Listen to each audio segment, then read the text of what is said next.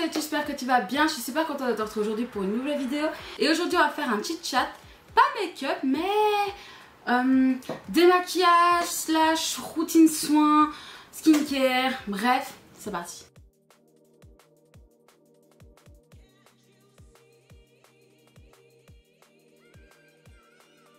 Donc écoutez, aujourd'hui je vous retrouve parce que ça fait un moment que je n'ai pas filmé, ça fait un moment que je n'ai pas posté non plus, parce que j'étais un peu en vadrouille partout. D'ailleurs là c'est mon nouveau fond de teint mais il n'est pas terminé comme vous pouvez le constater, c'est pour ça que j'ai bien rapproché et que j'ai mis un angle un peu plus... Voilà, plus tard vous serez un peu plus vers la gauche. Oui, par là c'est ma gauche. Ah, vous entendez mon chat qui court parce que j'ai ouvert la porte. Et je l'ai refermée parce qu'il y a encore des voitures à cette heure-ci, super. Donc je disais, là je suis dans un peu mon nouveau setup, donc je vais un peu voir comment ça fonctionne pour filmer. Il risque d'y avoir de l'écho. Voilà. Tout simplement parce que maintenant, vu que tout a changé, c'est beaucoup plus aéré. Et avant de revenir sur YouTube, comme si de rien n'était, j'ai envie de prendre le temps de discuter un peu avec vous, de vous expliquer un peu tout ce qui se passe dans ma vie, tout ce qui va se passer prochainement, etc. Et voilà. De part, je vais faire ça demain. Sauf que je me connais, demain je n'aurai pas le temps et donc je vais pas le faire. Voilà. Donc écoutez, on va commencer tout de suite et je vais me démaquiller. Donc moi j'utilise l'huile démaquillante de chez Yves Rocher. Donc c'est la Sensitive Camomille. Comme je vous disais, je trouve qu'elle fonctionne moins bien que l'ancienne. Mais c'est pas grave. Donc, il me faut peut-être un miroir. Donc j'ai mon miroir pour voir un minimum ce que je fais. J'ai tout pris avec moi, j'ai tout mis dans ce petit panier. Voilà, j'ai un petit bac d'eau juste là. Bref, tout ce qu'il faut pour me démaquiller correctement. Donc je vais commencer tout de suite. Hop, désolé, je ne vais pas vous garder le temps de me démaquiller pour que je vois ce que je fais. Donc en ce moment, je ne fais pas du tout mon teint, donc franchement, j'ai facile de démaquiller, donc ça c'est cool. Je mets juste du blush, de l'highlighter et c'est tout. Bref, donc pour parler un peu de ce qui se passe dans ma vie en ce moment et de ce qui va se passer les prochains mois. Alors dans ma vie en ce moment, c'était un peu le rush comme vous le savez, enfin ma maman est malade.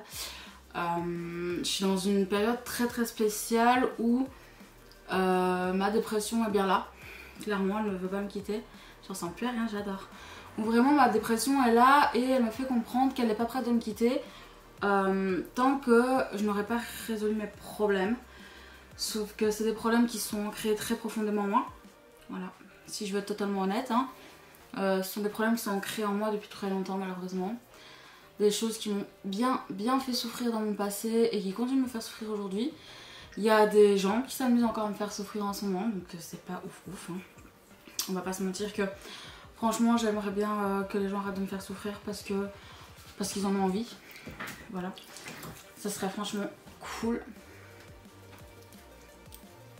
d'arrêter de me faire souffrir parce que je pense pas... Alors ça va être très paradoxal par rapport à ce que j'ai dit à quelqu'un il y a quelques jours, mais je pense pas mériter autant de haine. Parce que je pense que j'ai toujours tout fait dans la vie pour justement en fait faire du bien aux autres au lieu de moi. J'ai toujours fait passer les gens en priorité. Genre vraiment. Les gens ont toujours été une priorité sur moi, au point que moi, je laissais mon bonheur de côté pour les autres. Et je pense qu'au bout d'un moment, ça suffit qu'on me fasse autant de mal, ça me suffit qu'on me traite comme si j'étais une grosse merde. Et qu'on me fasse souffrir pour oui et pour un non. Parce que franchement là je suis fatiguée. Je suis fatiguée de me battre et je suis fatiguée de souffrir. Je savais même pas que c'était possible, c'est possible. Je prends mon gant de toilette que je vais humidifier pour venir retirer le résidu que j'ai sur le visage. Je vais venir le sécher légèrement avec mon très beau maman si tu passes par là. Oui, j'ai toujours ce drap. Voilà, c'est un drap que j'avais quand j'étais toute petite les amis et je l'ai toujours. Voilà. Donc en ce moment comme voilà je vais pas bien, mentalement je ne vais pas bien, physiquement je vais pas très bien non plus parce que quand ta dépression remonte, ton hyperphagie remonte, tes crises d'angoisse remontent, etc. Ça s'était calmé, c'est remonté et là ça ne s'arrête plus du tout, hein. C'est vraiment, on est dans un truc où vraiment mon corps veut plus du tout s'arrêter d'angoisser et de me faire la misère. Ensuite, avec un coton comme ceci, vous savez, réutilisable, j'utilise de l'eau micellaire, de l'eau florale. Donc là, c'est hydratante, c'est celle de chez Melvita. Et là, parce qu'en fait, ça coûte trop cher, j'ai racheté en fait un tonique à l'eau de rose qui coûte beaucoup moins cher, beaucoup moins cher. Ah, vous voyez mon bébé là-dessus, qui coûte beaucoup moins cher. Et je passe pour retirer un peu les résidus, puis le calcaire. Beaucoup de calcaire dans cette baraque de merde. Donc voilà, mentalement c'est pas le feu, c'est pas... voilà, c'est vraiment pas ouf. Et je vous ai expliqué parce qu'il y a aussi des éléments déclencheurs à tout ça. Bah, vous savez, ma maman qui est malade, qui continue à se battre contre le cancer et voilà, elle se bat vraiment fort et ça, je la félicite encore une fois parce que moi je fais partie de ces personnes qui, le jour où j'ai un cancer, bah non, je peux pas trop envie de me battre, non. Donc voilà. Donc maintenant je vais faire un petit gommage et moi j'utilise le gommage chez Pritvat, le Originals, donc c'est le crème exfoliante purifiante, donc il se présente. Oh, vous le verrez pas, et les amis j'aurai pas le temps de faire des close-up, donc voici à quoi il ressemble. Il est très sympa, moi je l'aime beaucoup. Il est à l'arbre à thé, celui-ci. Tea Tree, yes. Donc écoutez, voilà, hein, elle se bat maintenant, je vais pas mentir qu'à chaque fois... chaque fois qu'en fait il y a un truc qui ressemble un peu à mon père, ça me rappelle automatiquement mon père. Voilà. J'arrive pas à faire mon deuil. Voilà. Pour les 6 mois, je n'ai pas réussi à faire ma vidéo sur le deuil. Ce que je vous ai dit, je vous ferai un peu, vous savez, un état des lieux, un avancé de tout ce qui se passe dans ma vie. Enfin, au niveau du deuil, surtout de faire vraiment une vidéo deuil 6 mois après, 1 an après, enfin, voir les étapes du deuil, etc. Parce que je trouve que c'est très intéressant. Et vu que les gens ont peur de parler de la mort, ils n'osent pas parler de ce genre de choses. Ce qui, moi, m'énerve. Et donc, je voulais vraiment vous en parler. Je n'ai pas réussi à faire celle des 6 mois. Parce que je n'allais pas bien. Et là, en fait, le 20 août, ça fera 9 mois. 9 mois que mon père est parti. Et ce jour-là, en plus, je vais devoir supporter le fait que c'est l'anniversaire de quelqu'un qui est parti aussi. Voilà, qui est décédé il y a longtemps maintenant, mais pour lequel je n'ai toujours pas fait le deuil non plus. Donc, ça serait vraiment intéressant que je vous fasse cette vidéo en réalité. Et en même temps, je voulais prendre le temps, tant que je suis ici, de vous poser la question, est-ce que la vidéo sur le deuil, même si c'est 9 mois après et pas 6 mois, vous intéresse ou pas, ou est-ce que j'attends les 1 an? Dites-moi, je trouve que c'est intéressant parce qu'en plus je suis même pas sûre de savoir la faire pour les 1 an, parce que je sais déjà dans quel état je vais être pour les 1 an, voilà. Moi je me voile pas la face, hein. Je suis quelqu'un de très terre à terre, je sais parfaitement comment je réagis, j'ai compris hein, comment je suis en train de gérer mon deuil, je le gère très mal. Voilà, si vous vous demandiez, je le gère très mal. Oh, ça vient de voler. Donc là, je viens déjà un peu le nettoyer entre énormes guillemets avec de l'eau et mes mains. Et maintenant, je vais venir avec de nouveau mon gant de toilette, retirer tout le surplus. Et j'utilise l'autre côté, hein, celui où il n'y a pas de make-up, pour venir retirer le surplus. Voilà. Donc maintenant, on va faire un masque. Et j'ai décidé de réutiliser mes masques qui viennent de chez Pritvat. En fait, c'est en deux petits trucs que vous pouvez déchirer. Donc là, c'est un masque à l'aloe vera. 10 minutes. Moi je l'aime beaucoup, là je l'ai pas ouvert donc il n'était pas au frigo, mais là ce que je vais faire c'est que je vais en utiliser une partie. Maya, ça par contre elle est en train d'essayer de lécher ça. Je vais utiliser qu'une partie, donc le reste va aller au frigo et être réutilisé prochainement. Voilà, moi c'est comme ça que je fais. Hein. Vous n'êtes pas obligé de faire la même chose, vous pouvez l'utiliser en une fois. Moi bah, c'est pas mon cas donc voilà. Alors normalement j'utilise un pinceau pour le teint. Vous savez les pinceaux plats là, pour le teint, que moi je n'utilise pas du tout pour le teint parce que je les trouve horribles pour le teint. Pour appliquer. Maintenant, j'en ai qu'un et je l'ai oublié dans ma salle de bain. Et je vous avoue que redescendre là tout de suite 2 étages alors que je viens de monter je ne sais pas combien de fois les marches pour tout réinstaller parce que bah, mon éclairage était dans ma chambre parce que quand on a tout bougé, bah, je l'avais monté dans ma chambre. Donc j'ai dû tout redescendre. J'ai dû faire plusieurs allers-retours en bas bah, pour l'eau, pour mes produits, etc. Donc j'avais vraiment pas la foi. Franchement, de remonter en haut pour aller chercher, pour descendre, de descendre tout en bas, je vais y arriver. Je m'en fous si je m'en mets dans les cheveux parce que demain je fais mon soin rouge pour mes cheveux et je me lave donc les cheveux, donc je m'en bats les reins. Voilà. Voilà, donc ça on va laisser poser 10 minutes, je vais prendre mon téléphone si vous voulez bien pour mettre 1 minuteur. Ah bah non, je sais qu'à 20, parce qu'il est minuit là, à 20. Donc, voilà, il y a ma mère qui se bat, voilà. Et mon deuil que je n'arrive pas à faire, donc je vais faire la vidéo sur le deuil parce que je trouve qu'elle est importante. Et moi, c'est une vidéo qui me tient aussi à cœur, ça me permettra aussi de moi voir mon évolution. Et de pouvoir en parler à cœur ouvert, peut-être aussi avec des gens qui ont vécu la même chose ou qui sont en train de vivre la même chose. Voilà, je trouve ça intéressant, je trouve ça pertinent. Donc Voilà. Et il y a autre chose qui a débarqué récemment. Comme vous le savez, ou peut-être pas, hein, pour ceux qui ne me suivent pas depuis longtemps, je suis locataire. Donc là j'ai une maison que je loue depuis maintenant 2 ans et demi. Où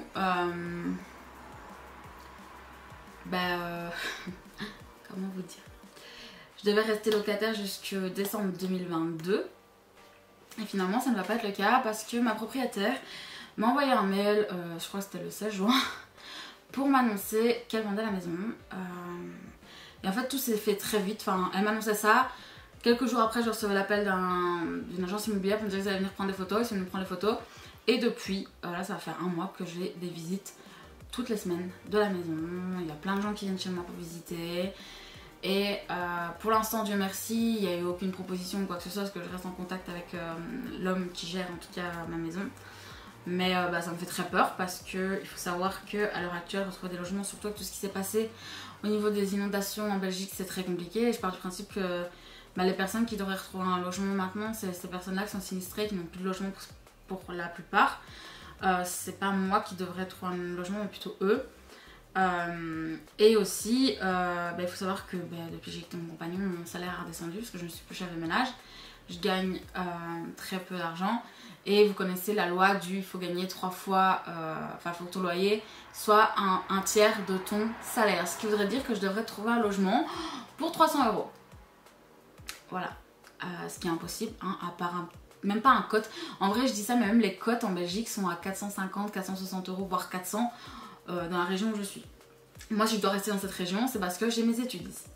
Voilà, je suis un peu dans la merde, donc je vois même pas comment je peux retrouver un logement.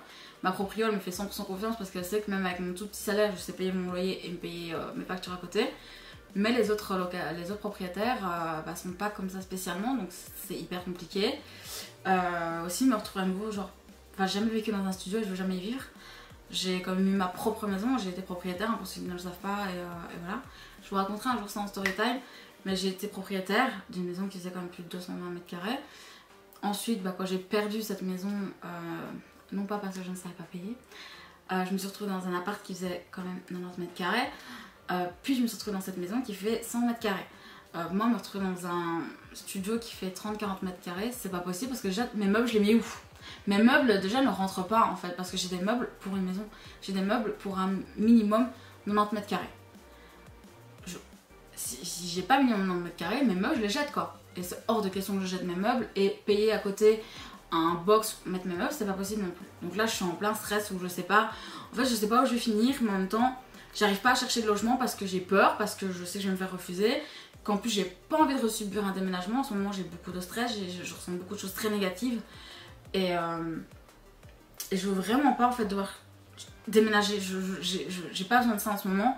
J'ai pas besoin qu'on retourne encore une fois tout mon espace, qu'on retourne.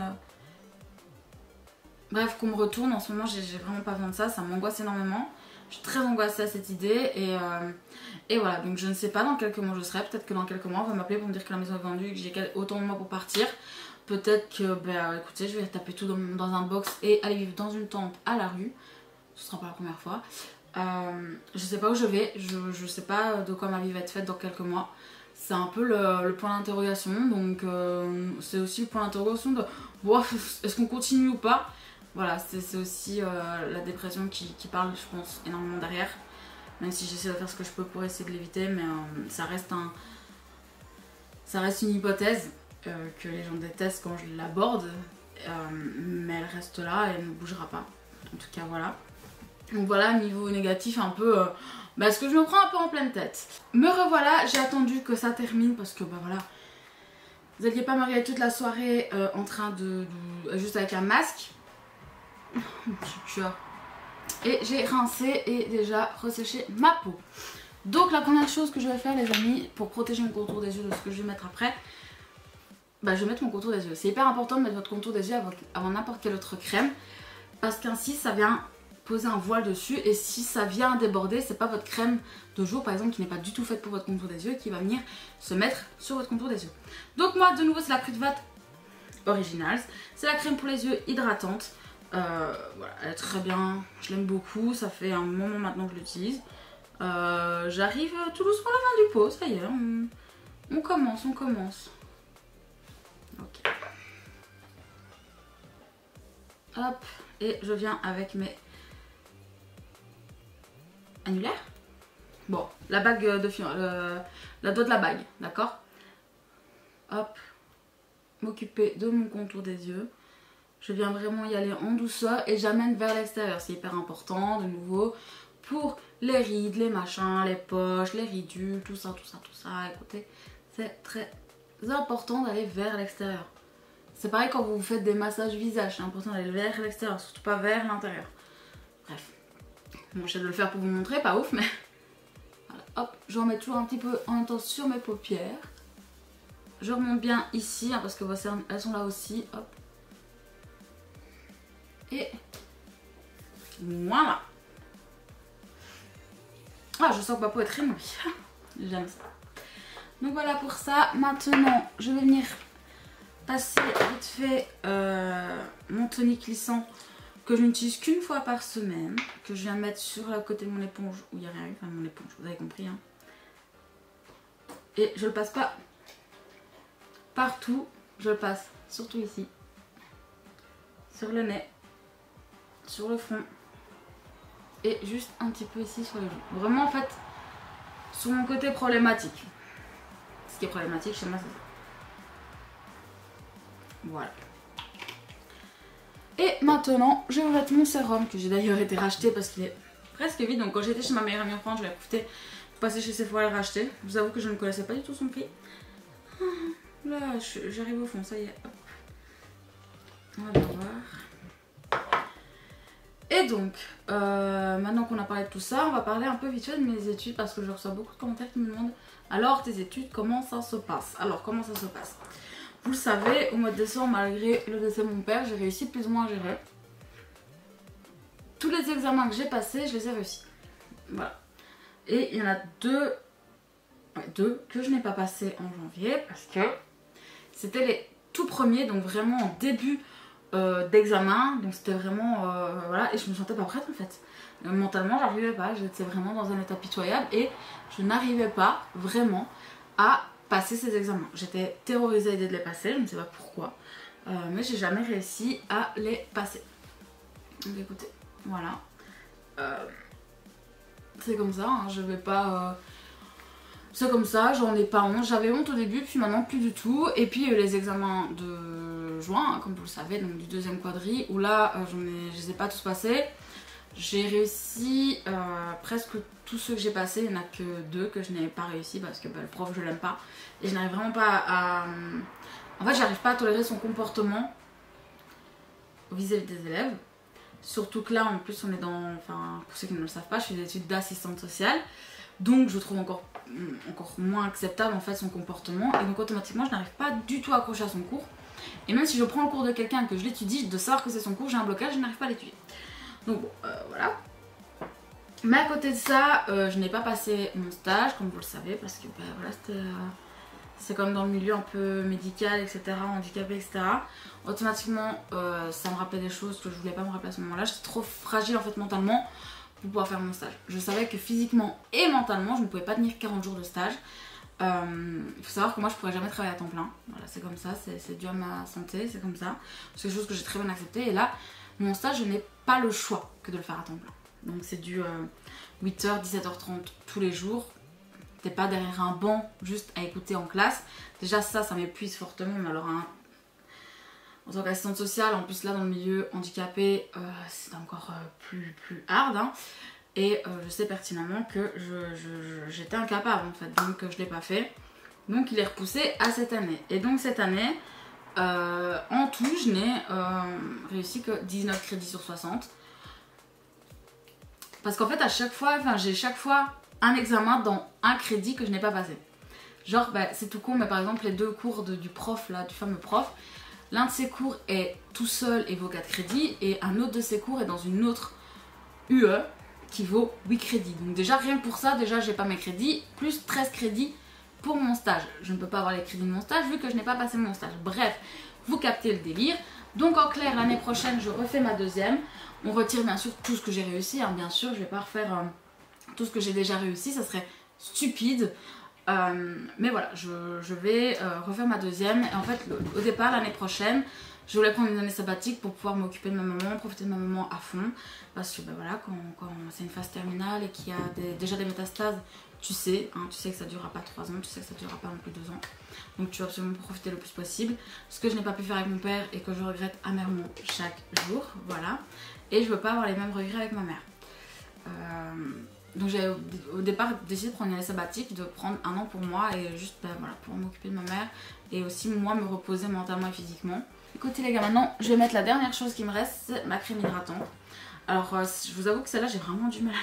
J'oublie même de la mettre parce que je l'aime pas. En fait sa texture est très, on dirait un espèce de lait dégueulasse. Mais surtout ce qui me dérange c'est son odeur. L'odeur est juste horrible. Donc elle pue en fait, hein. C'est pas ah c'est trop de parfum, non, elle pue. Hein. Vraiment c'est horrible. Hop. Mais bon, vu que je l'ai ouvert, j'essaye au moins de... Oh putain, quelle horreur. De la mettre le plus possible. Si je peux la mettre, si je peux la finir, tant mieux. Je l'avais reçue dans un calendrier de l'Avent. C'est une vraiment qui me convient pas du tout. Enfin en soi ma peau l'aime bien entrer dans le guillemets, mais moi juste l'odeur en fait me dégoûte tellement que j'ai vraiment du mal à la mettre. Donc voilà. Sinon, qu'est-ce que je pourrais vous dire? En ce moment je me maquille pour moi-même et ça me fait beaucoup du bien. Je fais pas de photos pour Insta, je fais rien. Juste me remaquille pour moi-même. Putain il faut que je m'occupe de mes sourcils là par contre parce que là ça va rien faire. Ça fait 3 jours que je me le dis et plus vu que moi mes sourcils sont noirs. Dès qu'il y a une repousse, ça se voit. Ah, ben écoutez, voilà, on a fini la petite routine skincare. Donc voilà. Et pour terminer, qu'est-ce que je pourrais vous dire? Bah écoutez, j'ai un semblant de vie sociale. Alors je sais, ça vous semble fou, ça me semble fou aussi.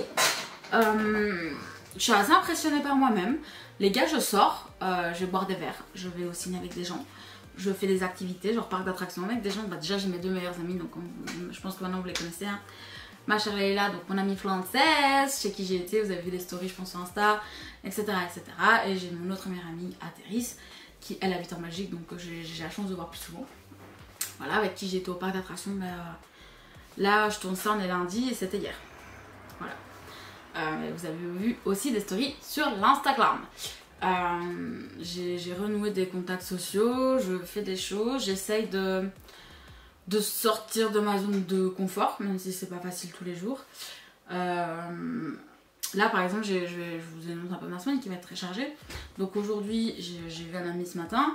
Demain après-midi, je pars avec ma petite valise pour aller picoler. Je vous jure. Avec des copains, voilà, on va au bar tous ensemble, on va boire des verres et s'amuser. Je vais dormir ensuite chez un ami. Ensuite le lendemain, on se rejoint avec d'autres amis pour aller au cinéma voir le film Old. On va manger avant ensemble, on va au ciné puis après on va reboire un coup. Le surlendemain, là c'est un peu mixé en fait. Je suis là sans être là, donc je reste chez mon pote en question. Mais lui a ses propres potes qui viennent pour faire des jeux de société. Moi, bah, je serai là sans être là. Je sais que j'allais me promener en ville. Voilà, parce que j'ai envie d'aller me promener en ville ce jour-là. Je vais aller me balader, machin. Et quand je rentrerai, ils seront encore en train de jouer à des jeux de société. Donc, qu'est-ce que ça va faire? Je vais bosser sur l'un des examens que je dois rendre le 16 août. Que je n'ai toujours pas commencé, bien sûr. Parce qu'il n'y a que 2 examens que j'ai décidé de repasser. Qui font la même UE en fait, et l'un que je n'ai pas rendu parce que c'était en dehors des examens et c'était en période vraiment difficile, et l'autre parce que j'ai pas suivi le cours et je l'ai raté. Voilà, pour être honnête, j'ai pas suivi le cours. Je suis arrivée là en mode YOLO, ça a passé, ce n'est pas passé. Enfin bon, j'ai eu 9 hein, quand même, franchement, ça même plus. Vraiment, si j'ai pas eu 12. Vraiment, si j'ai pas eu 12 et qu'en fait, vu que j'ai pas fait l'autre, c'est pas passé. Peu importe, mais dans tous les cas, je le repasse, hein, j'ai pas le choix. Et voilà. Donc je pense que je vais bosser, mais en attendant il y aura quand même du mouvement à côté de moi, il y aura quand même des gens à côté de moi, parce qu'en plus quand on va arrêter de jouer, on va sûrement manger ensemble et boire un verre ensemble, un dernier. Je rentre chez moi vendredi matin, je montrerai cette vidéo. Je live le soir, le samedi je vois ma meilleure amie, on va faire des photos, etc. Je live le soir, le dimanche je dors, vraiment je vais dormir, et le lundi je revois des gens. Et après, je suis seule, je pense, jusqu'au 16. Puis le 16, je revois des gens. Je fais, oula. Vous voyez, vraiment, en ce moment, j'ai une vie. Et là, les 3 dernières semaines, je vous énumère pas, les gars, vous tombez dans les pommes. Hein. Parce que même moi, quand je les énumère dans ma tête, je suis là, oula. Mais il faut savoir que, alors, c'est trop cool. Alors, pour certains, c'est votre vie quotidienne. J'ai un pote, c'est sa vie quotidienne. Pour moi, c'est dur. Pour moi, c'est très dur. Ça me provoque énormément d'angoisse. Alors, sur le coup, je passe des super moments, vraiment. Mais avant, après, j'angoisse. J'angoisse, je suis pas bien, j'ai les mains moites, tout ça, vous connaissez. Hein. Crise de panique. Et surtout, au bout d'un moment, ma jauge sociale arrive à 0. Et c'est là souvent que c'est le plus terrible parce que c'est compliqué pour les gens de comprendre que d'un coup, je deviens froide ou d'un coup, je deviens un peu... je suis dans le vide en fait, je suis plus là. Il n'y a plus que mon corps qui est là et moi, je n'existe plus. C'est dur pour les gens de comprendre et c'est totalement normal.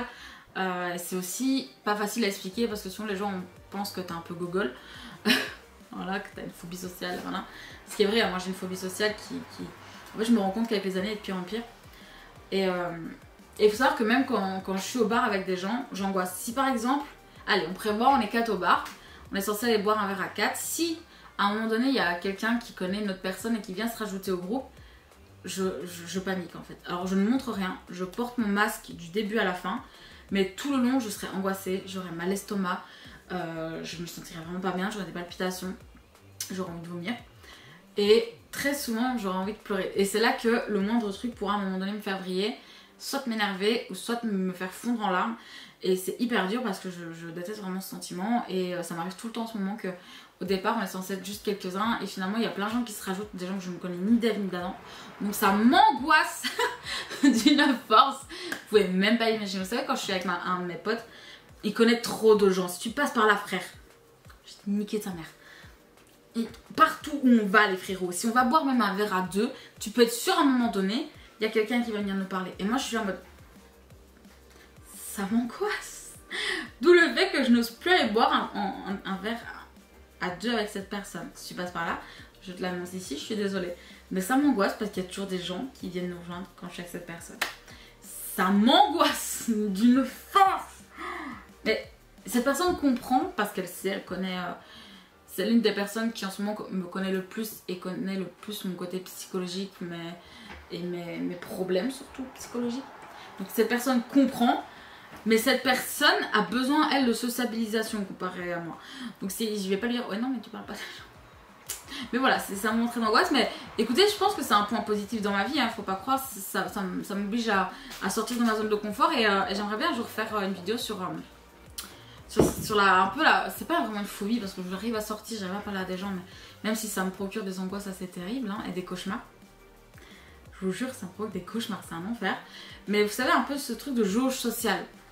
Cette jauge qui, au bout de parfois 3 heures, est à sec et tu deviens un zombie. J'aimerais vraiment en parler dans une vidéo. Je pense que c'est aussi un thème en tant que la dépression, tout ça qui pourrait être très important, comme le deuil, etc.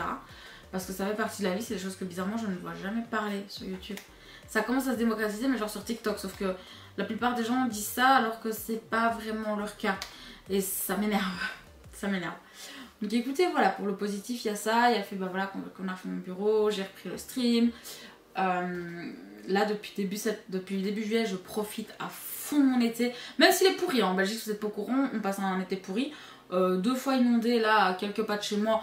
Bon ça va hein, calmez-vous, mais je profite à fond. Je vais dans des parcs d'attractions, là j'en ai encore un qui est prévu pour septembre. Je vais à un zoo en Belgique, Paris des Arts pour ceux qui connaissent. Oui, c'est là qu'il y a le panda, qu'il y a les pandas même. Avec ma maman parce que ben voilà, j'ai été au monde sauvage, etc. Enfin, je fais plein de choses, plein d'activités, plein de petits trucs et ça me fait beaucoup de bien. En ce moment, c'est vraiment ce dont j'ai besoin. Et donc voilà. Voilà pour le positif. Et qu'est-ce qu'il y a d'autre en positif? Malheureusement, je peux pas vous annoncer que niveau de mon corps ça va mieux. Au contraire, en ce moment, je suis très dans le... Je déteste mon corps. C'est terrible. Je déteste mon corps à nouveau. Mais encore plus qu'avant, vous voyez, je suis arrivée à un level là où c'est un peu compliqué. Mais on fait avec, j'arrive plus à perdre du poids. En fait, je mange tellement peu que mon corps stocke dès que je mange. Et encore une fois, voilà, c'est ma faute, hein, c'est moi qui suis rentrée dans une anorexie mentale vraiment stupide. Comme si j'avais pas déjà assez avec l'hyperphagie et la boulimie, non, je me suis rajouté l'anorexie mentale. Là, par exemple, tout à l'heure, j'ai fait une crise d'hyperphagie, ça m'était pas arrivé depuis quelques mois. Je suis un peu outrée, je m'en veux. Voilà, je m'en veux. Je l'ai très mal vécu, là je la vis encore très mal. Je me dis mais t'es vraiment une grosse connasse. Mais bon c'est comme ça, hein. On va faire genre que tout va bien et on va continuer à avancer parce que c'est important d'avancer, petit pote. C'est pas grave, ça ira mieux, je vois mon psy là, logiquement bientôt. Je vais revoir ma diète. Je crois qu'il est temps, là ça fait 6 mois que je l'ai pas vue parce que je n'osais pas aller la voir.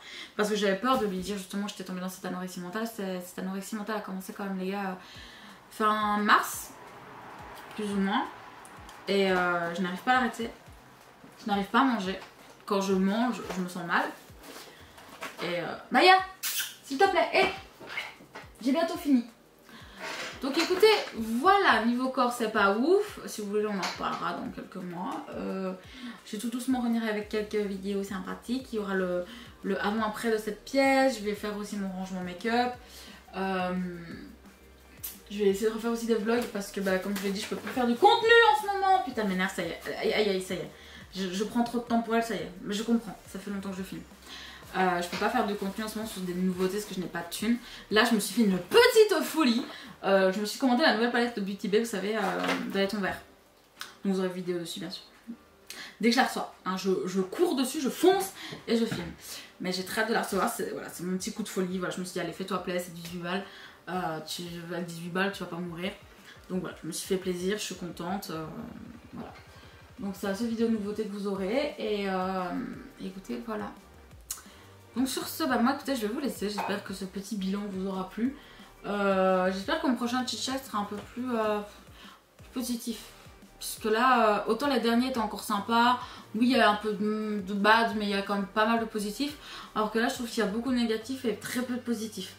Mais en ce moment, ma vie est comme ça. Hein. En ce moment, il y a très peu de positifs et beaucoup de négatifs. Donc c'est dur de garder la barre. Mais encore une fois, ça va aller. Vous le savez, hein. De toute façon, on subit et on ferme sa gueule, on avance. It's ok. Donc écoutez, j'espère vraiment que cette vidéo vous aura plu. N'hésitez pas à mettre un petit pouce si c'est le cas, me mettre un petit commentaire. Dites-moi en ce moment ce qui se passe dans votre vie. Est-ce que votre vie est positive, négative?